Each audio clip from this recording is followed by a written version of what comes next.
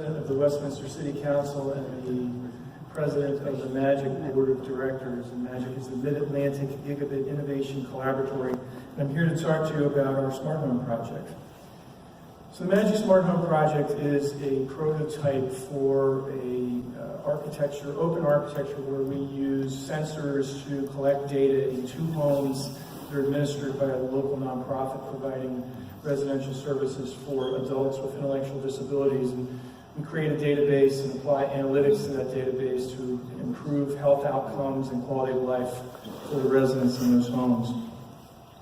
The problem we're tackling here is, if you see on this graph, sorry about the small print, but this is a population projection graph from the United Nations that basically shows that in the next year or two, the number of people worldwide who are going to be over the age of 65 will, for the first time, be greater than the number of people worldwide under the age of 5.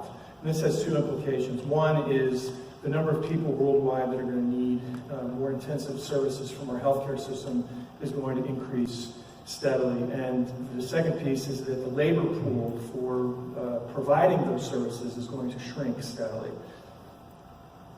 When you look at health expenditures worldwide, those are also only going to increase, partially because of these demographic changes, but also because of the inefficiency of how we deliver healthcare services.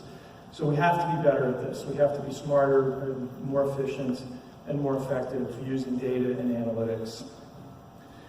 Our project has multiple partners. It's the collaboration part of the Collaboratory. Target Community Education Services is the nonprofit that takes care of adults with developmental intellectual disabilities. We're MAGIC. Open Professional Group is a software development company in Westminster, Maryland that's building our database. Scale is a data integration company that is collecting all our data and normalizing it. Westminster Security provides intrusion detection and environmental sensors.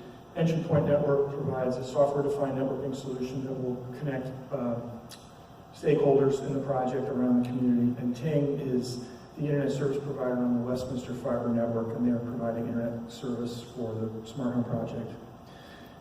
So the core of what we do here is taking what's called a decision loop and moving it from inside the hospital environment out into the community.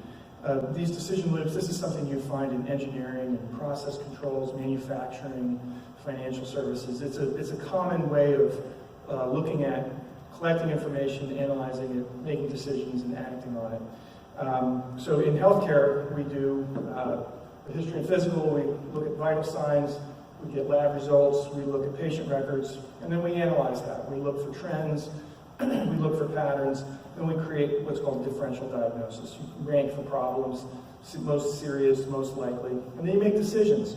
What are you going to do about this? And then we do those things, and then we start the loop again. You reassess, did it work, did it not, something changed, and keep going until you resolve the problem. So in the hospital, the most obvious example of this is an intensive care unit. When you go, if you have the misfortune of being in an intensive care unit, you're hooked up to a lot of different sensors.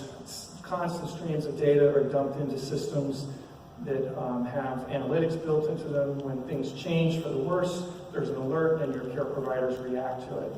So an example is the cardiac monitor detects that you've gone into ventricular fibrillation, alarms go off, your providers come to the bedside, they give you a shock, they restore you to normal rhythm, your life is saved, and you live for another day. That's how a decision loop works in the intensive care unit.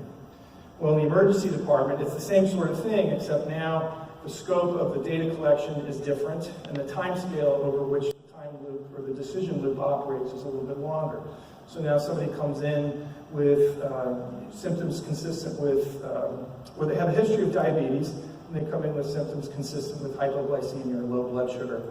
You do a blood test, confirm that they have low blood sugar, give them some sugar, or some glucagon, which is a medicine that raises your blood sugar, problem solved. That might take an hour, 2 hours, and then you go home.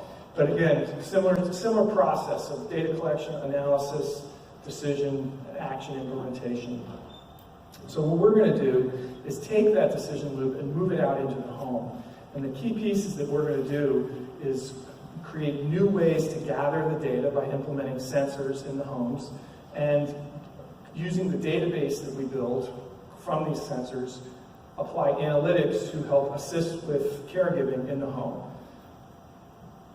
Eventually, building a community of these homes will then allow us to tackle community health problems that right now we just don't have the resources or the data for.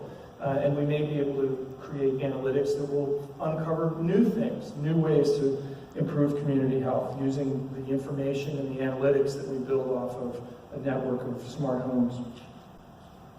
So just to recap, the time loop in the ICU is the fastest, but the narrowest scope, and then you move to the emergency department, it's a somewhat slower time loop and a broader scope, and then out in your doctor's office, it's even slower. Problems over in your doctor's office evolve over months and years, and now you're relying on the institutional memory of the doctor's office, their records, what's inside your doctor's head, hopefully if you've been able to keep the same doctor.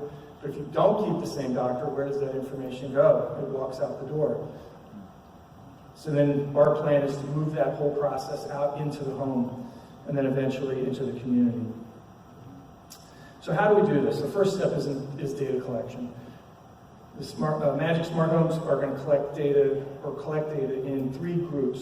One is behavioral data that's entered by the staff in the homes that captures in a computable form the activities of daily living, the client's behavior, their moods, changes to their activity, things like that.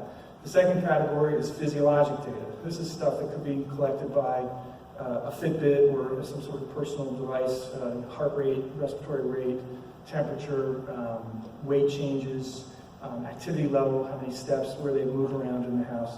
Then the third category is environmental data, room temperature, ambient noise, light levels, humidity, and other things that we may identify that are clinically relevant later. Second step is taking all that data from disparate sources and normalizing it and putting it into a database, and that's what our partner Scale does. Third step is build that database, and this is what our partner Open Professional Group does. And then the fourth step is apply analytics to this database that is for addressing specific clinical problems in the home. And this is where we're trying to take a very modular, a la carte approach to the analytics. We don't want to throw a giant analytic engine at a home where really there's only 2 or 3 specific problems we need to look at. So we're trying to take, along with the open data approach to this, sort of open analytics approach to it, so that the analytics can be customized to the specific problems in the home. So what are the specific innovations for the project? Well, number one, it's an open platform, an open data philosophy with no silos or moats. It's all HIPAA compliant. We are extending the medical decision loop out into the home and the community, and this is really one of the most innovative things about it. The home now has senses. It has a memory, and the analytics can help assist with clinical decision making in the home. And last, it creates a building block for broader smart community health efforts. Performance indicators are decreased emergency department visits, decreased unplanned primary provider visits, and decreased staff time on unplanned medical issues.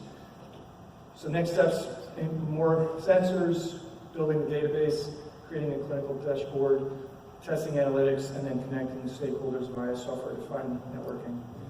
And I'm out of time, and I'm out of slides. So if you have any questions, I know I blasted through that, you can grab me afterwards. But thank you for being here.